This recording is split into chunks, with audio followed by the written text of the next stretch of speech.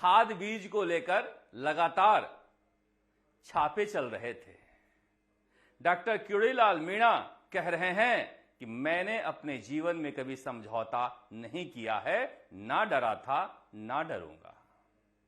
और हमने आपको ये दिखाया था किस तरह से 34 नकली कंपनियां जो खाद बना रही थी उनमें बायो स्टिमुलस इफ्को के भी बनाए जा रहे थे, इफ्को के नाम से बेचे जा रहे थे। इफ्को ने हमारी खबर पर वीडियो और ट्वीट किए थे सोशल मीडिया पर, हमने उनसे जवाब मांगा था और इफ्को ने वो सारे जो हमारे रिपोर्ट के खिलाफ वीडियो जारी किए थे, ट्वीट किया था, वो हटा लिए हैं। सत्यमेव जयते है ये।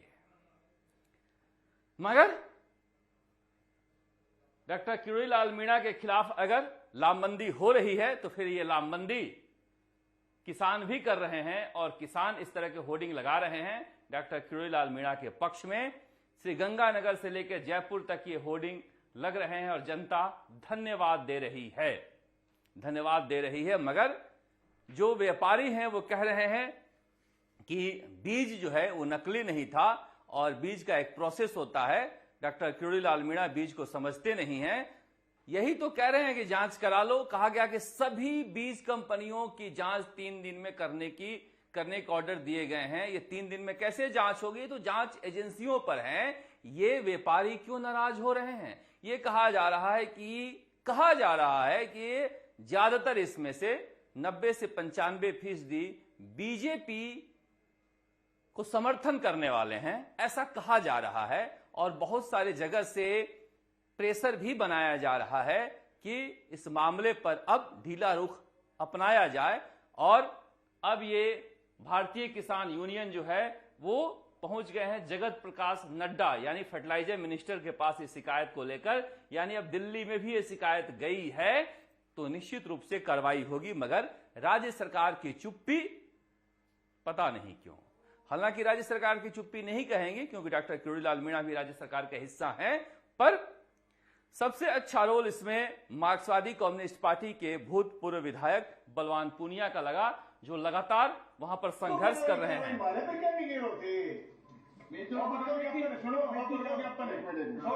रोड जाम कराना के मैं एक दिन आया जब देखा क्यों चला जाऊंगा, जूत बातेगा साहब, जूत मैं तो इसको खिलाफ कार्रवाई करो। इसको ये किया गुंडागर्दी कर दी, आपने तो 4000 रुपए पकड़े था, बता 1 लाख बैग पकड़े था। इसको वो सामान नकली भी चला दिए। अरे इसको आई तो तुमसे माने पूछो गवाह लेके जाओ, मैं कितों गवाह लेके जा बेटा नकली डीएपी थारी पकड़ी, थारा डिपार्टमेंट का आदमी पकड़ी, मेरे खिलाफ तुमसे थे की कॉल करे, वो 4 घंटा लेट आयो, चक्कर विभाग कई इंस्पेक्टर पर की कॉल करो, इसको पर की कॉल करो। मैं क्या गरीब और थाने बतावा, मैं तो पीड़ित लोग मारे सगे धोखो है, मैंने नकली डीएपी भर के दे लाए, इसको वो बैग है, इसको की कॉल करो, इसको पर कार्रवाई करो, या तो इसको पर एफआईआर फेंक कराओ कि ये कुछ सामने है, मैं इसको कार्रवाई करावे क्या मारो कॉपीराइट अधिकार हो, इसको वो लेबल वो यूज करे। बलवान पूनिया ने बिल्कुल सही और सच्ची बात कही है कि इफ्को को कार्रवाई करनी चाहिए कि हमारे नाम पर लोग गलत तरीके से काम कर रहे हैं, इससे इफ्को की इमेज अच्छी होगी। मगर देखिए क्या सामंजस्य है, अमित शाह जी का विभाग है कोऑपरेटिव जिसके अंतर्गत इफ्को आता है, डॉक्टर क्यूरीलाल मीणा कार्रवाई करते हैं, खुश होना चाहिए क्योंकि उनके विभाग में अगर उनके विभाग के नाम पर कोई गलत कर रहा है तो बीजेपी का कोई मंत्री पकड़ रहा है। मगर इसमें इंसाफ कौन मांग रहा है? मार्क्सवादी कम्युनिस्ट पार्टी और खाद बीज कंपनियों के साथ कौन है? कांग्रेस। गजब की पार्टी है। सबसे ज्यादा निराश किया कांग्रेस के प्रदेश अध्यक्ष गोविंद सिंह डोटासरा ने कहा कि डॉक्टर क्यूरीलाल मीणा भय का वातावरण बना रहे हैं। अब बताइए, ये वसुंधरा राजे और अशोक गहलोत के स्वर्ण काल के देन है ये सारे खाद की नकली कंपनियां, और डॉक्टर क्यूरीलाल मीणा भय का वातावरण बना रहे हैं। कहें डॉक्टर क्यूरीलाल मीणा मंत्री होते हुए छापा मारने क्यों जा रहा है? अधिकारी नहीं है क्या? अरे अधिकारियों की तो हालत आपने ऐसे कर दी गोविंद सिंह डोटासरा जी कि उन्हें लगता है पिछले 5 सालों में ऐसी आदत बिगड़ गई है कि बिना पैसे के काम किया ही नहीं जाता है। अधिकारी होने का मतलब ही ऐसा है, आपने वो संस्कार डाल दिया है और कह रहे हो अधिकारी नहीं है क्या? अधिकारी होते तो मंत्री को क्यों जाना पड़ता? ये आपके दिए हुए, आपकी सरकार के दिए हुए संस्कार हैं, जिसकी वजह से तमाशा हो रहा है। किस तरह से निराश किया है गोविंद सिंह डोटासरा ने, सुनिए आप।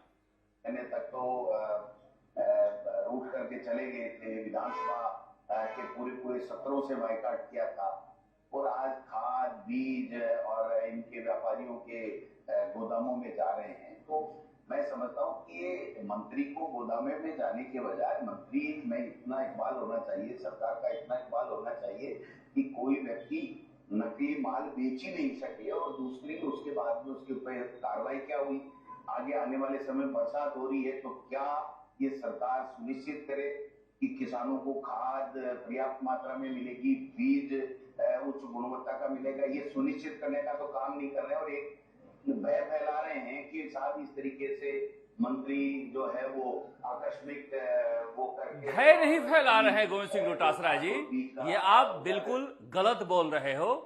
मंत्रियों का यह काम होना चाहिए कि दफ्तर से निकले और मैदान में जाए। मैदान में केवल ठेका लेने के लिए नहीं जाया जाता है, जनता के लिए भी जाया जाता है। यह मुझे लग रहा है कि इस पूरे वाकये में सबसे खराब स्टैंड है कांग्रेस का, जबकि उन्हें कहना चाहिए कि सरकार कहां सो रही थी और ये क्यों बिक रहा था, मगर ये कह रहे हैं कि रूठे हुए थे, सचिवालय नहीं जा रहे थे, अब गोदाम जा रहे हैं, तो अच्छी बात है जा रहे हैं, इसमें क्या है। और ये फैक्ट्रियां रातों रात नहीं लगी हैं 1.5 साल में, ये सारे अशोक गहलोत सरकार में फले फूले हैं, जहां पर कभी कार्रवाई होती नहीं थी। मुझे लग रहा है कि ऐसी प्रतिक्रिया से बचना चाहिए, और वो भी उन इलाकों में जहां पर किसान इस कार्रवाई से बेहद खुश हैं। पर सरकारें ऐसे कहां सोचती हैं? सरकारों को लगता है कि अगर खुलासा हुआ तो हमारी बदनामी हो जाएगी। याद नहीं है, यही गोविंद सिंह डोटासरा ने कहा था कि जो कह रहा है रीट का पेपर आउट है, उसे जेल में डालो, रीटोत्सव मनाओ, रीटोत्सव। नतीजा क्या हुआ? पेपर आउट हुआ था और परीक्षा रद्द हुई। मुझे लग रहा है कि गोविंद सिंह डोटासरा को बचना चाहिए ये सब कहने से कि भय का वातावरण बन रहा है। कोई भय का वातावरण नहीं बन रहा है, और भय का वातावरण नकलचियों के खिलाफ अगर बन रहा है तो बनना ही चाहिए, क्योंकि भय भी जरूरी है।